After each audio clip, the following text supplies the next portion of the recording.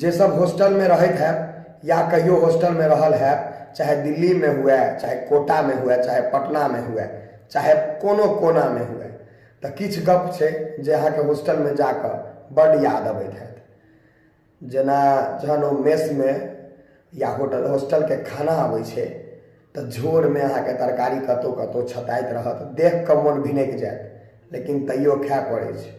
रोटी जे रहै छै से कौआ कुकुर के घर पर नहीं दैत हेबै, से अपना गिरऽ पड़ै छै। भात एते मोट के केहने दन, लेकिन तैयो खाइ छियै। आ घर के लोग पूछत की बौआ केना छै, तो एक नंबर खाना दै छै। मजबूरी रहै छै, कहऽ पड़ै छै।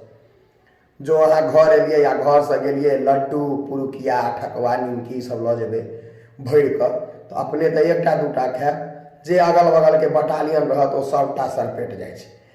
आ खा तऽ लैते छै, टिफिन आ डिब्बा सेहो कतौ फेंक देत, ओहो नहीं भेटत, ओहो गड़बड़ा जाइ छै।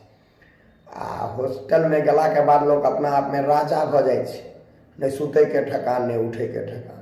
2 बजे रात तक गप मारैत रहत, 3 बजे तक, आ भोरे उठत 11 बजे। पढ़ाई लिखाई 13 दूना 32 भऽ जाइ छै, साफे चौपट। बेसी काल इएह होइ छै, बुझलियै।